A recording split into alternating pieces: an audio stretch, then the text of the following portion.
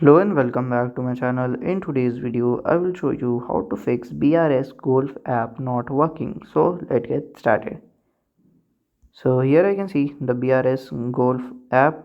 If it's not working, you have to follow the simple method. Just press and hold it here. Okay. Then you have to open in Google Play Store. Press it here at the I button. It will open the app info of the app. Then here you have to scroll down. Okay. Then here you have to click on the storage. Just click on clear data. Just delete it.